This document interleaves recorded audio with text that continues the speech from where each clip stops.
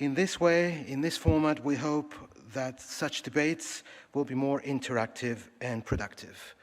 And without further ado, let's now move to our first panel entitled Fixing Democracy, a very topical issue, if I may say so.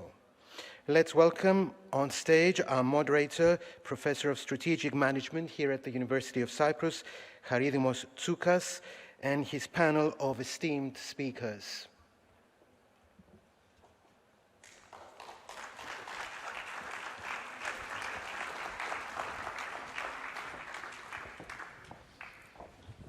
Right, good morning. I think we can start. I will be the moderator of this panel, so my role will be minimal. We have a great panel here with us. I would like to introduce you. Next to me is Ambassador Julie Fisher, Ambassador of the Extraordinary Plenipotentiary Ambassador of the United States of America. Next to her is Scott Greytak. Scott is Director of Advocacy, Transparency International, US. And then, you know, Odysseas Michaelides, who is the Auditor General of the Republic of Cyprus, and will be joined online by Marie Lintzer, Head of International Partnerships of the French High Authority for Transparency in Public Life.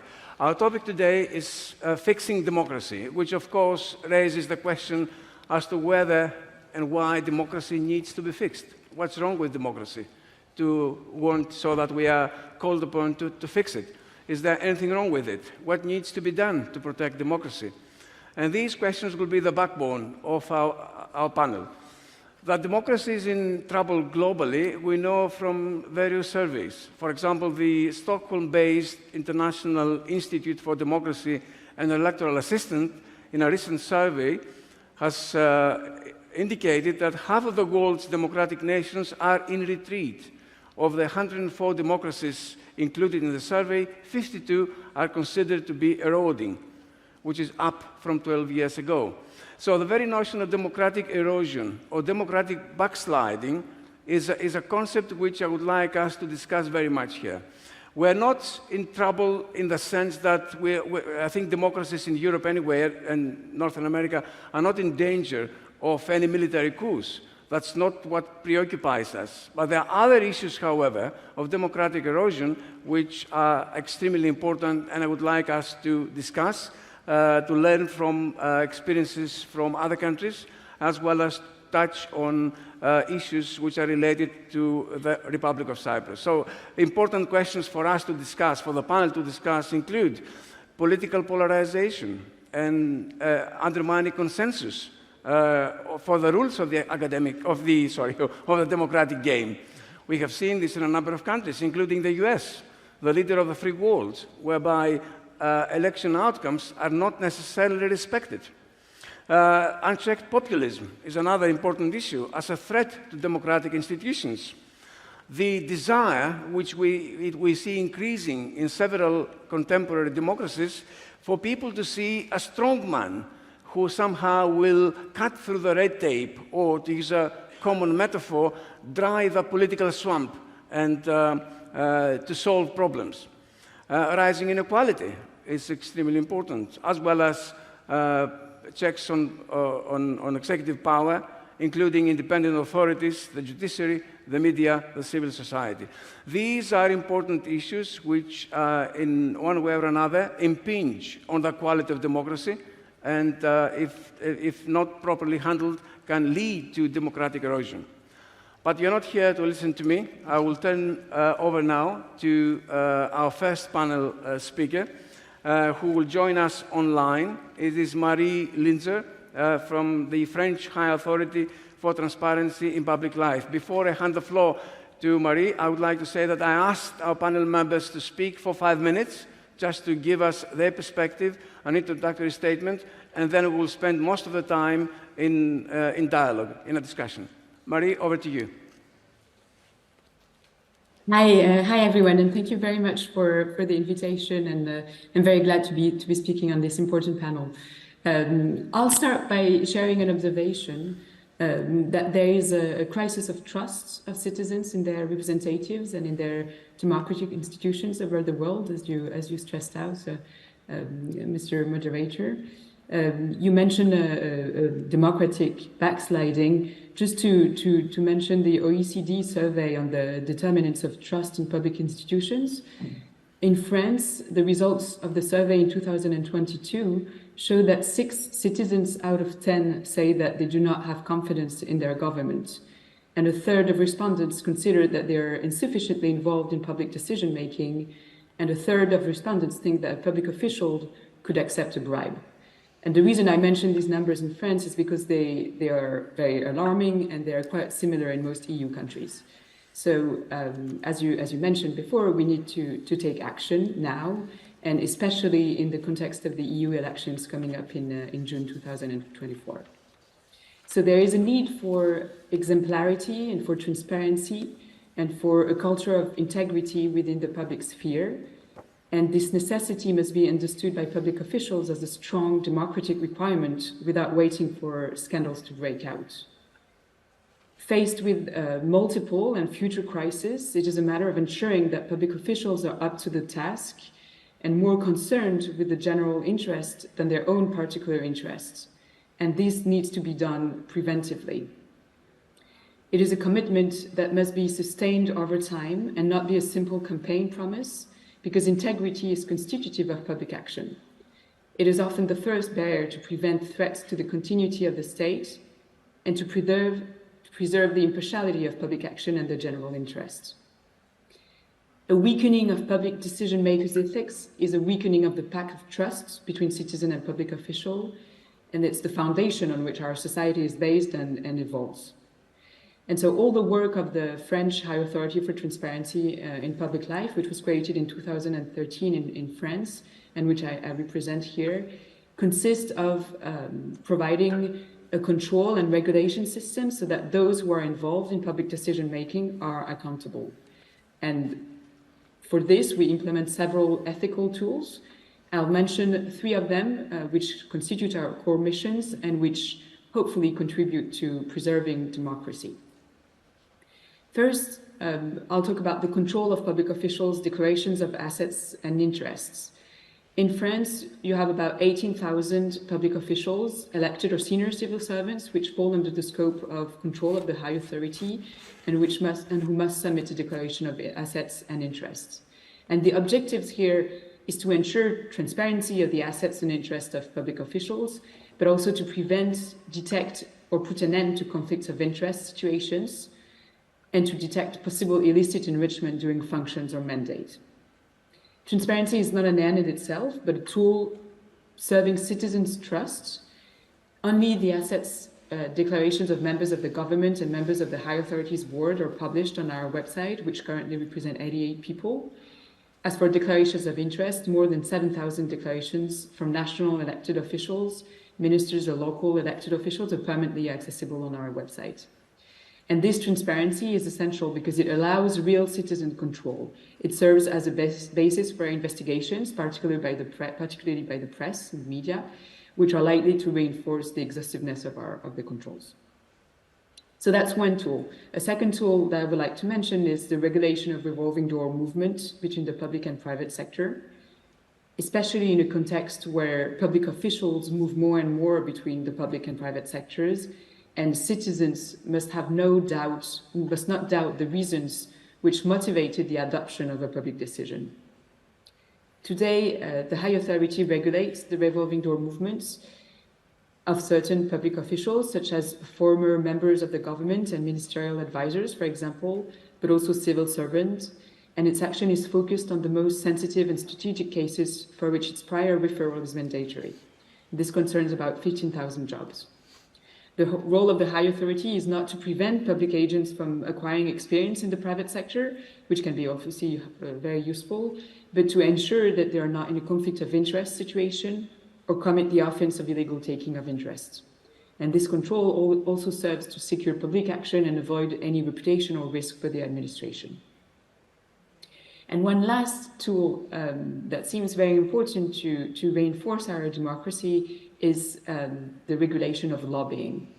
And I know Cyprus has been recently thinking about that question. The High Authority manages the lobbying registry in France, which was implemented in 2017. The main objective of the registry is to provide information to citizens on the relationships between interest representatives and public officials when public decisions are made.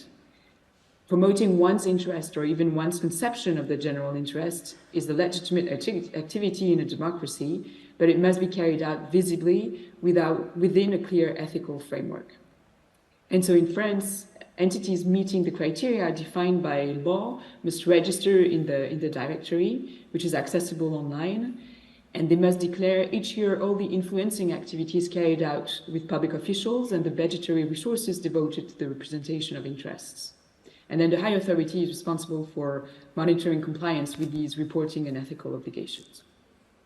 So here is in a nutshell elements that seem key to prevent corruption and to promote public integrity, which are obviously very important to preserve our democracy. Thank you for your attention. I hope I was not too long, and I hope I tried to provide concrete examples so we can hopefully engage in a debate afterwards. Thank you very much. Thank you, Mary. Thank you. It's the themes of integrity, lobbying, public and private sector relationships I think are going to recur in our panel. Thank you for introducing them. I'll move on to Scott Greytak from Transparency International for another 5 minutes. Appreciate it. Thank you to the Forum for having me here today. I'm the Director of Advocacy for the U.S. presence of Transparency International, which is the oldest and largest anti-corruption organization in the world. We're in about 120 countries with a headquarters in Berlin.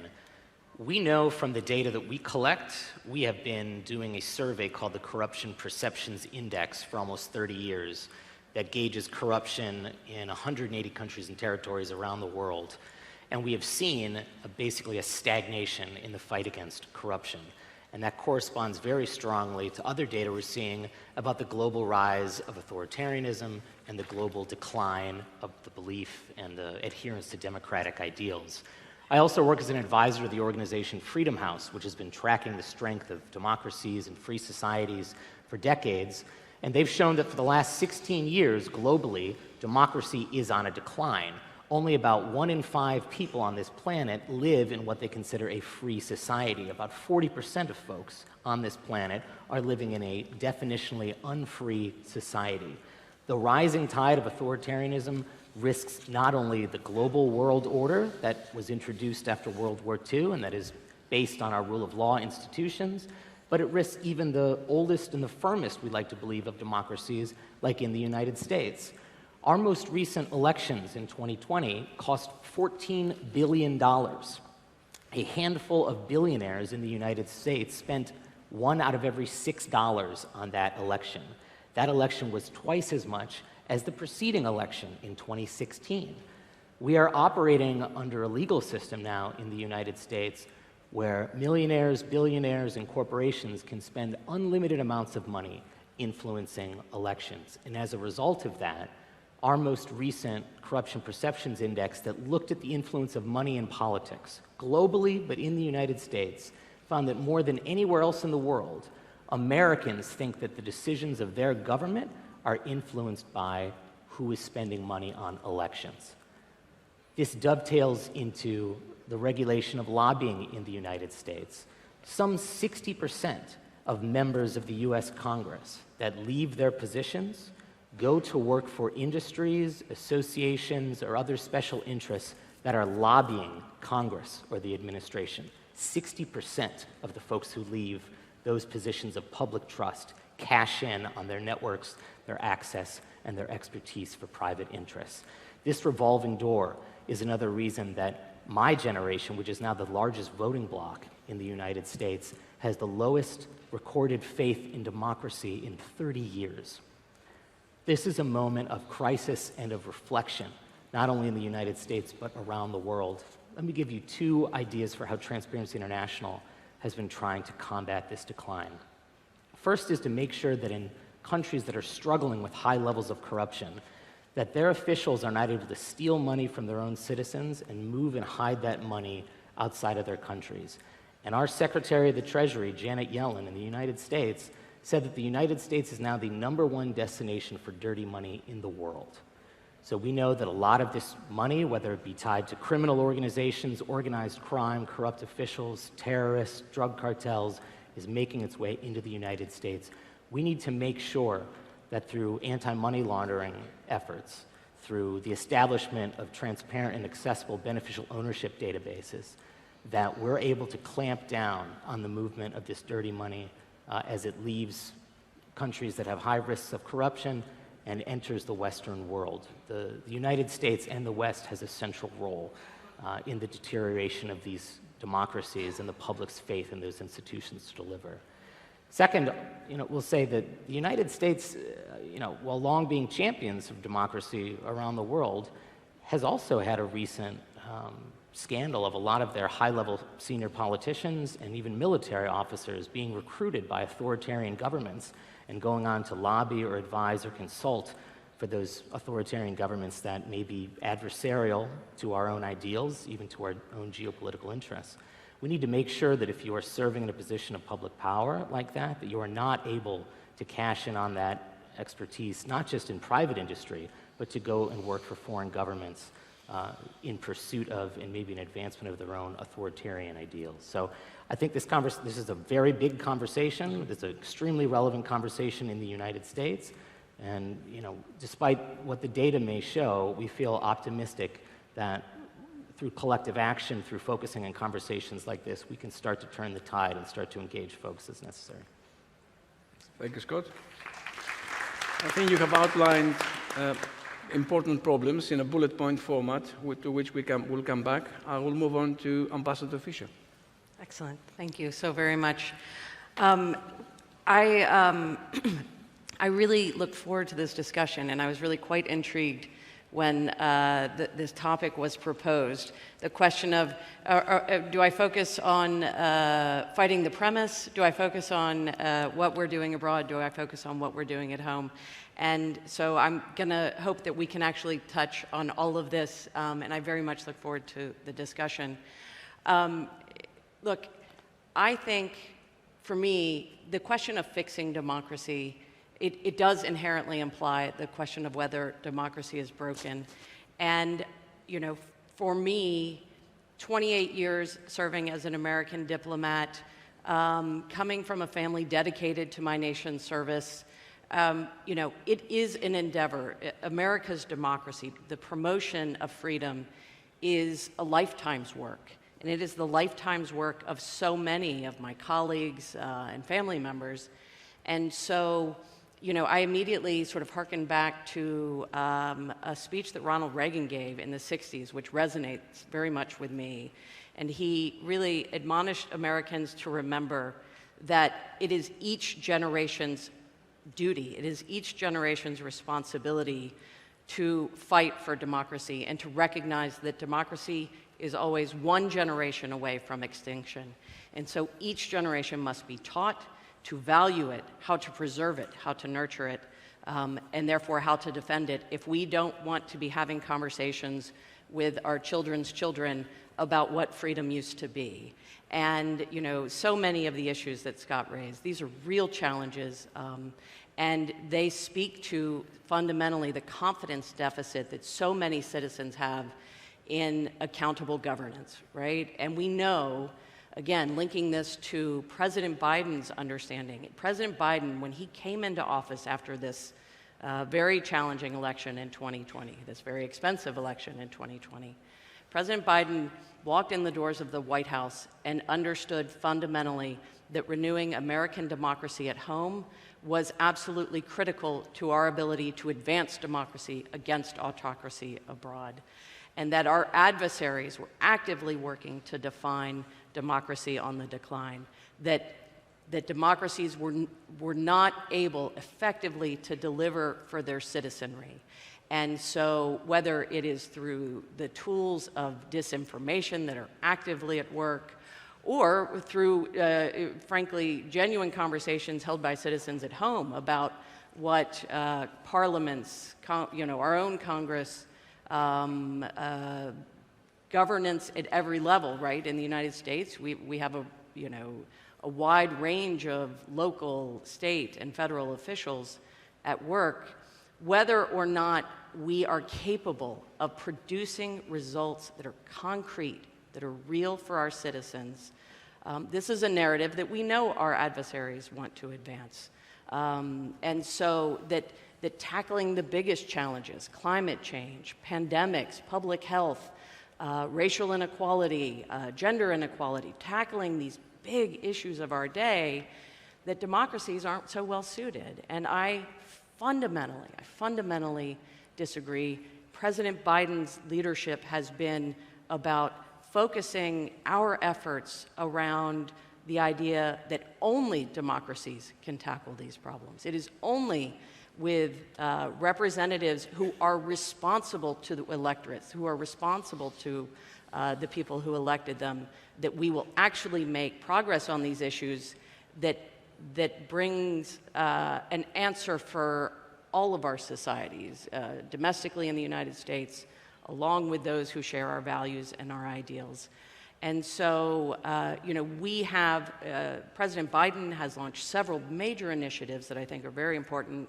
I'm happy to talk about them in greater length, but the summits for democracy have been designed. We have hosted 2 so far under President Biden.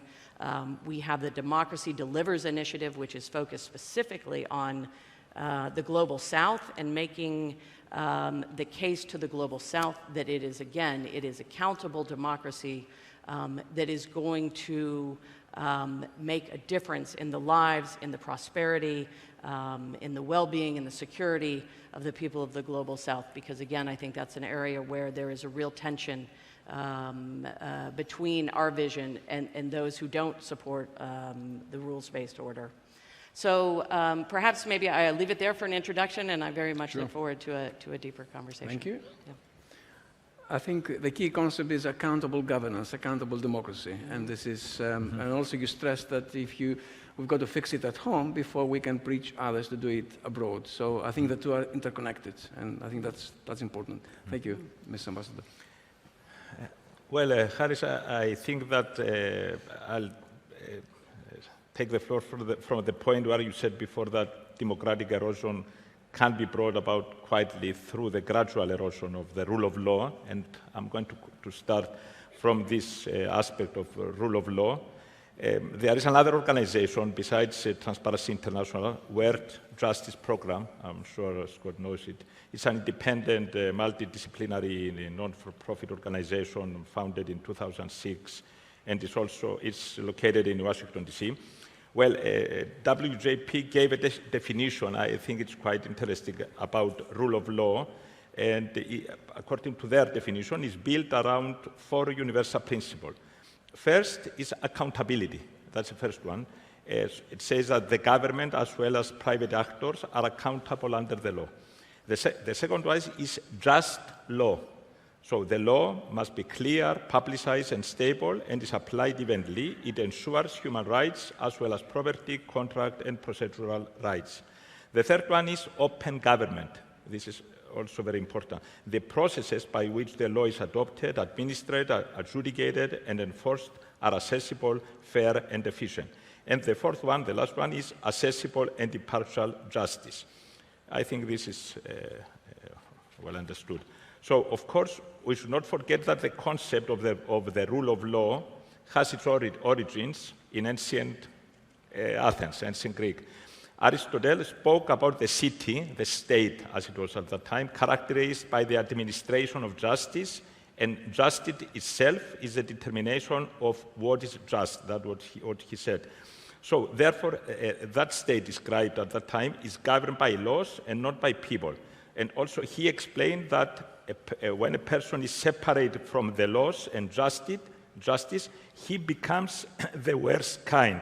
As he said, he's even worse than animals. In Greek, it was anthropos, choristhis nomou και δίκης, χείριστον πάντων. Sorry for the Greek. It's what I said before. James Madison, the 4th USA president, explained, if men were angels, no government would be necessary. If angels were to govern men, neither external nor internal controls on government would be necessary. In framing a government which is to be administered by men over men, The great difficulty lies in this. You must first enable the government to control the governed, and then, in the next place, oblige it to control itself. And that's how we come to the issue of control. So we must have constitution, laws, and codes of conduct. I recall here the Martin Luther King saying that it may be true that the law cannot change the heart, but it can restrain the heartless. So, and after getting concluding that we should have laws, then we should have these checks and balances. The primary institutional check is a separation of powers. That was, of course, originally described by philosopher Montesquieu. This ensures that no individual or group will have too much power. So the government is made up of three branches: legislative, executive, and the judicial. The separation of powers varies from countries to countries, of course. As has been established in Cyprus by case law, the principle of the separation of powers is clearly and absolutely enshrined in the Constitution of the Republic of Cyprus. Of course, and within the separation of powers, each of three branches of government has checks and balances over the other two. I'll not elaborate more on that. So, as we said at the beginning, accountability is the first principle of rule of law. Those who exercise public authority shall be accountable under the law. Therefore, the existence of established control and audit bodies is a basic element of a democratic system and an expression of the need for transparency and accountability. Of course, again, if we talk about ancient Greeks, the concept of audit was crystallized and took a form very similar to today's in ancient Athens, where it constituted one of the most important institutions of the democratic state of Athens. In modern times, in each country, this role is undertaken by the Supreme Audit Institution. We call it SAI. In Cyprus, Audit Office is the national SAI. Two UN General Assembly resolutions acknowledge the role of SAI in fostering government accountability and in promoting transparency of public administration. And I emphasize these two words, accountability and transparency. And here is where the issue of corruption that Scott explained before comes into play. As a rule, fraud and corruption thrive when transparency and accountability are absent. So, being a fundamental institution for fostering accountability and promoting transparency, SAIs play a crucial role in the fight against corruption, even if preventing and uncovering corruption is not their responsibility. So, the primary responsibility for the prevention and detection of fraud rests with both those charged with governance and management. And I think that most important of all, the tone must be set at the top. The governments, of course, need to develop effective strategies to manage the risk of fraud by considering both fraud prevention and fraud detection. And as long as accountability is diminished and often completely absent, and as long as corruption thrives, Scott talked before about escalation of corruption, democracy, of course, is in danger. So, dear Harris, the answer to the primary question is, I think, affirmative. Yes, democracy needs fixing. Thank you. Thank you, Odysseas. Thank you. I would like to open it up now. I think we have had a variety of ideas on the topic. Now, something which I think it has been pretty obvious in the last few years is that in several democratic countries, we see what I would call an attack on institutions. So I will try not to become too political, but inevitably politics comes into this. So in highly polarized systems, you see the losing side attacking institutions. President Trump lost the elections, he keeps attacking the judiciary, and the FBI, revered institutions in the country come under attack for political reasons. So my question to you is this. How, in Cyprus, by the way, we've had, sorry to personalize it, but your office has been under attack constantly by politicians and other branches of executive power and elsewhere for doing its job. So my question is, how can we protect institutions. What needs to be done so that we can have the proper checks on executive power and institutions, while being accountable, they will do their job independently. Ambassador, Mr. Okay. Excuse me. Look, you're right, these are very political questions. Let me say this, I think in the United States, what we have seen over the last, I'm going to take a bit of a larger picture, I'm going to say over the last 10 years, we have seen a real questioning of our institutions, our democratic institutions, and the institutions of law enforcement and others that are key and central to the rule of law and the functioning of our democracy. But what we have found, I think, day after day over these many years, is that these are institutions that have strength and they have fortitude, and they were not built in a day and they can't be torn down in a day. And so, you know, it is, again, it is the work of the citizenry, it is the work of our Congress, it is, you know, it is the work of the administration to ensure their strength going forward. But, you know, I think it's really important that we look at these instruments of ensuring transparency and integrity for us at home, you know, similar counterparts to the kinds of work that you're doing. You know, these are not fragile flowers, that, right? These are institutions of great strength and capability, and we need to treat them as such. And so, you know, the attacks of any one individual, you know, we should anticipate, right? The questioning of those who run our law enforcement, our Inspector General's Corps, our various elements of oversight.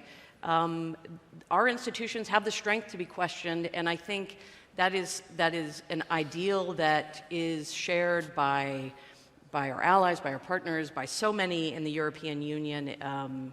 You know, the questioning of the functioning of these tools in the Republic of Cyprus, I think it is evidence of functioning democracy. It is not the evidence of something that is broken, to me. It's a good thing to have debate about things. It's a good thing for someone to criticize Odysseas' office, for example. That is fine. But at what point, Odysseas, do you think criticism can become counter-institutional? Behind the well-meaning critique, actually, it is political purpose or even self-interest more than anything else. I think it's identical with the political nature, I mean, of the politicians, that their motives are usually serve their political wishes and purposes. So it's not strange, and it is not something that we should not expect, that a politician could attack an institution like the Supreme Court institution because he thinks that this serves his political aims or purposes. So what the SAI can do, I'm going to talk about my institution, and this is something that internationally has been dealt with, is first of all, there are established pillars of independence that should be safeguarded by the states so that the SAIs could perform their work properly. They are called the Mexico Declaration 8 Pillars of Independence. They have to do with appropriate and effective constitutional framework, independence of SAI heads, sufficient broad mandate, etc., etc. The second and maybe most important is we have to protect ourselves. This means that we should always keep ourselves, because we are a SAI, we should always be strictly politically neutral,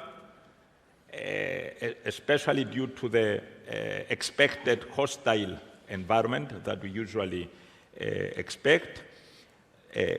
We should always, of course, maintain our professionalism and follow the standards, because in our case, mistakes are not allowed. This means it doesn't mean we don't make these mistakes, but we are not allowed to make mistakes. I mean, every mistake that we make will be exaggerated by those that want to attack our institution.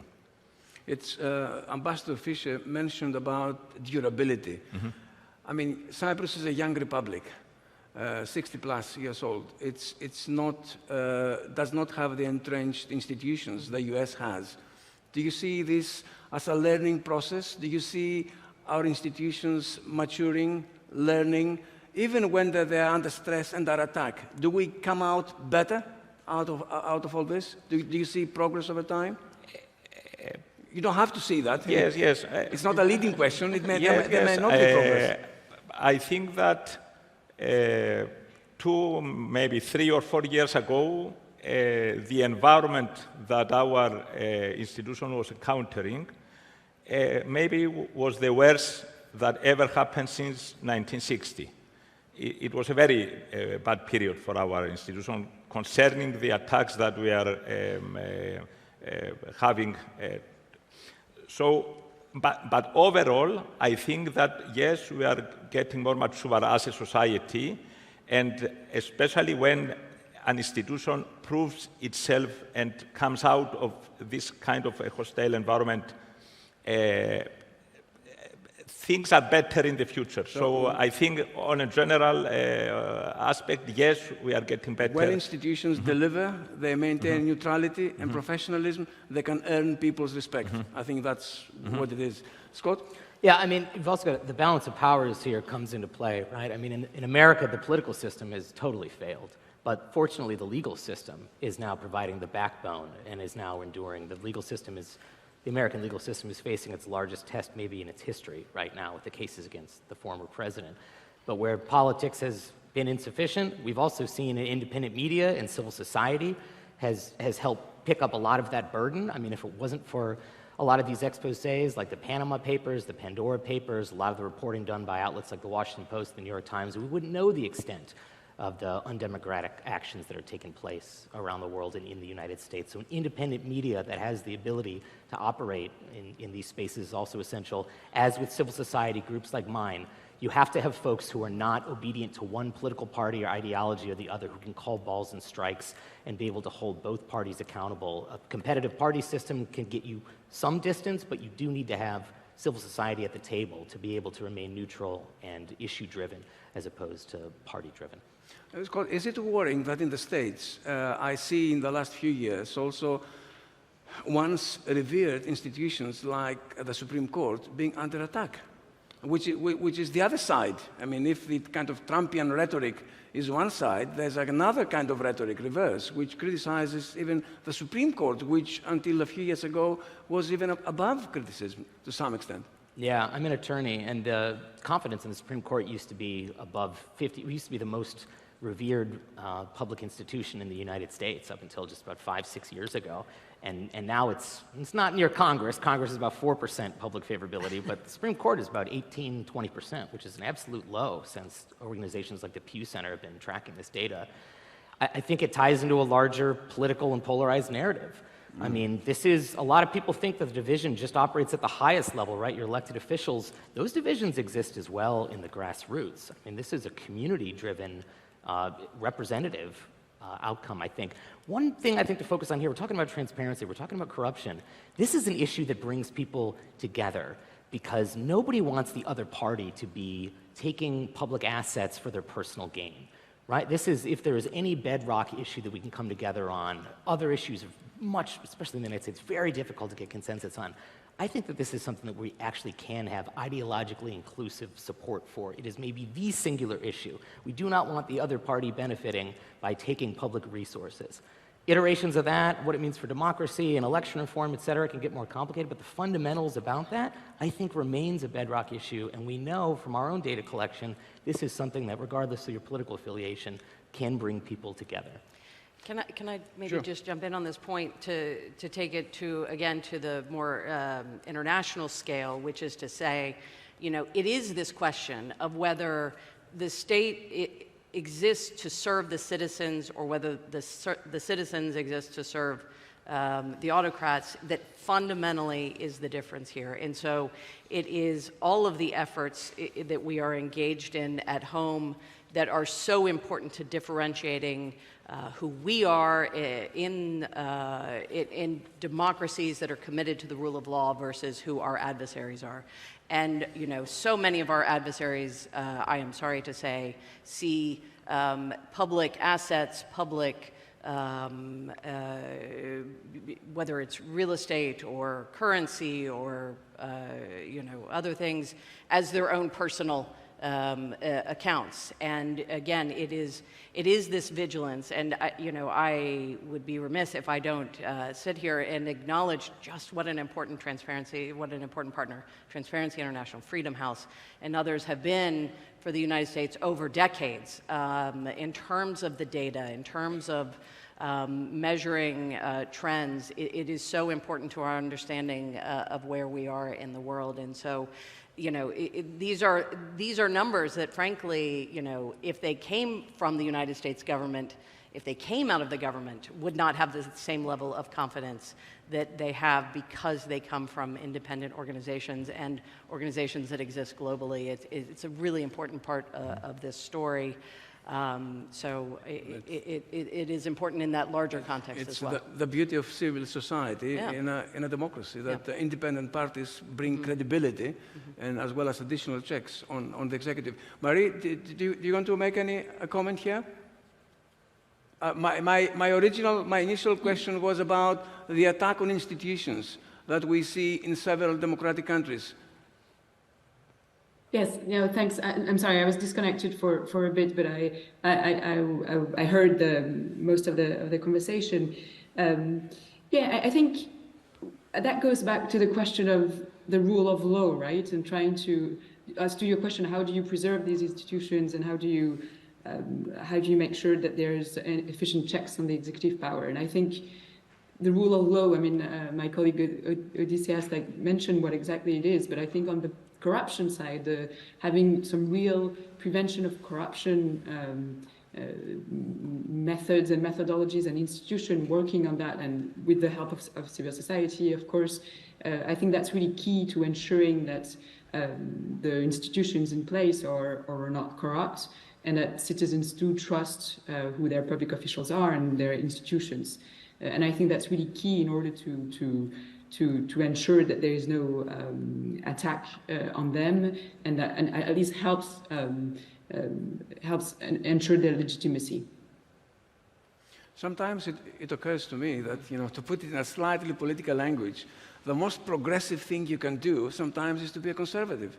Is to conserve the institutions that we have, you know, and this is fundamental. And we tend, I mean, if you take a kind of historical view, this has not always been the case. There's been historically some suspicion towards the FBI, for example. But also there are times when institutions are extremely important in providing checks on executive power. I want to focus on something which in Cyprus, as well as Greece, has been important, and that is the perceived impunity of politicians.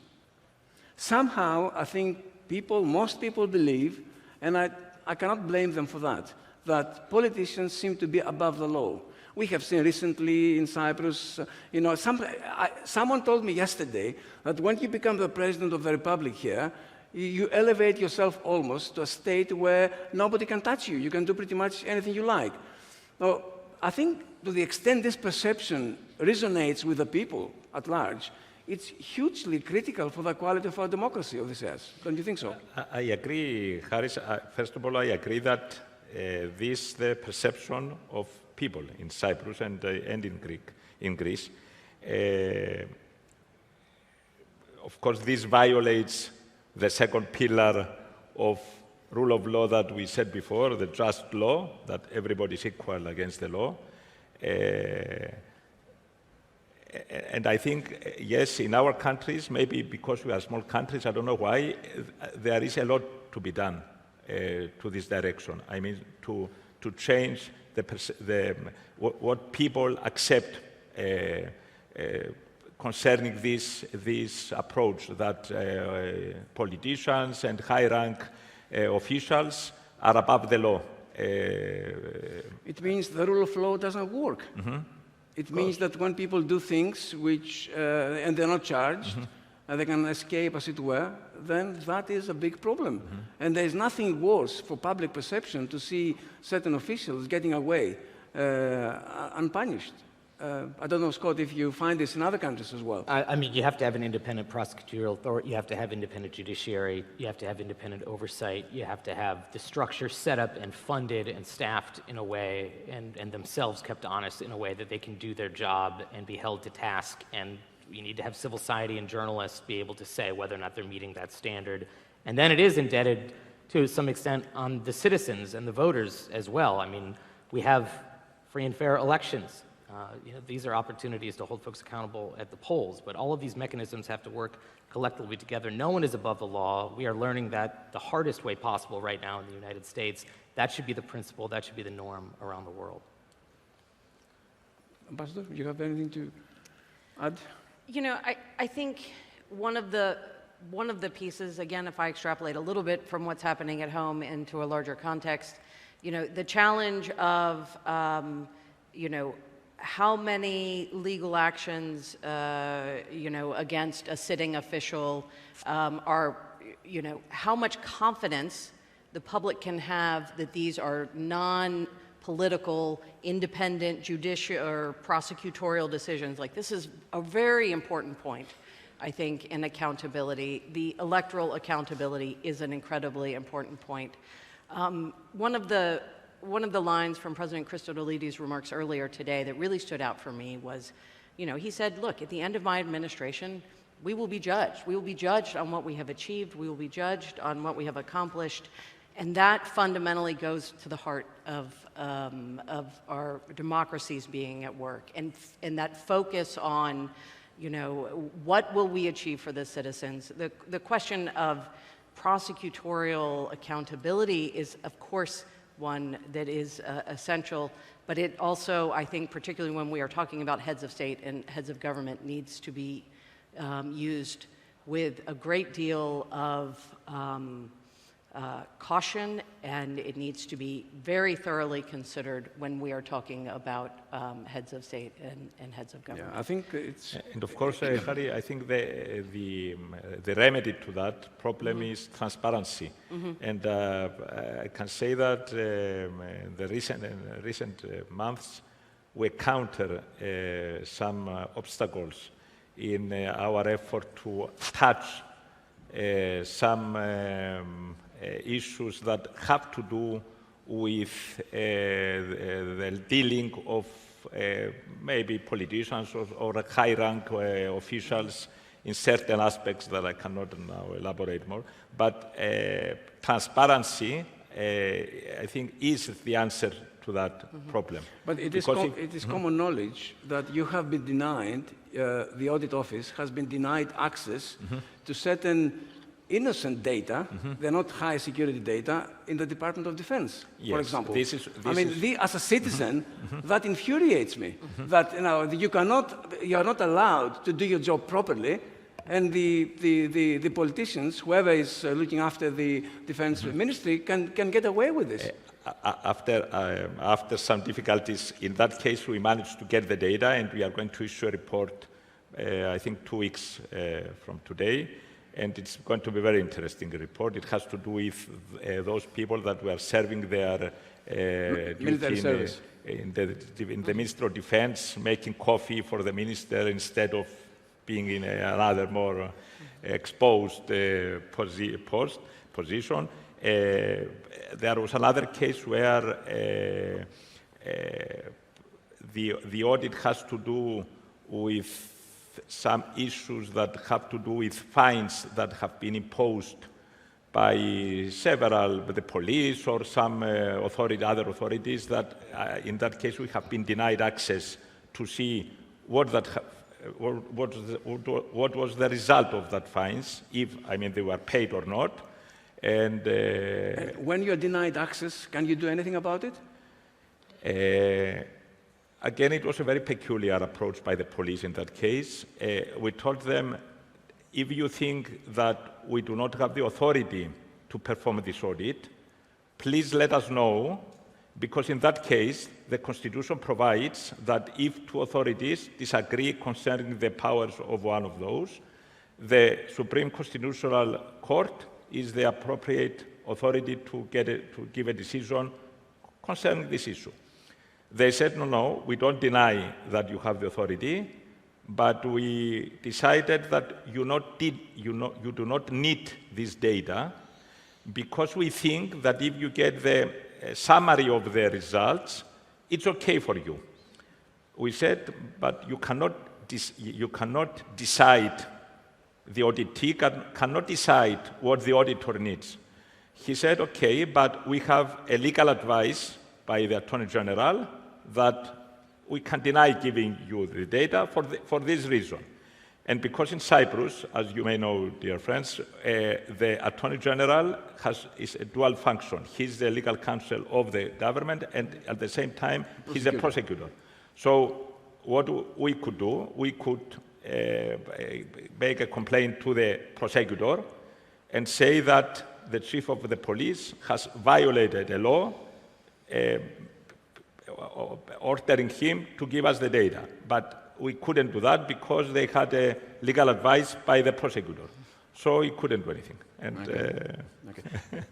We have 1 minute, or are we? Just a couple of minutes. We're a bit Just a couple of minutes. Okay, out of thank time. you. Yes. I want us to finish with something that Scott mentioned, and since we have two Americans in the panel as well, which is the extent to which money buys political influence. I think that was important. That point you made, Scott.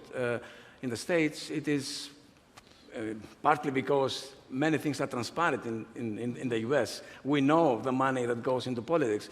But that is hugely worrying, actually, the extent to which some people can buy political influence. What can be done about it? I mean, the interesting thing, I came from the domestic democracy community in the United States, so focusing on our federal elections, our state elections, very granular, but as I've learned more about how other countries do this, I find a lot of the same trends.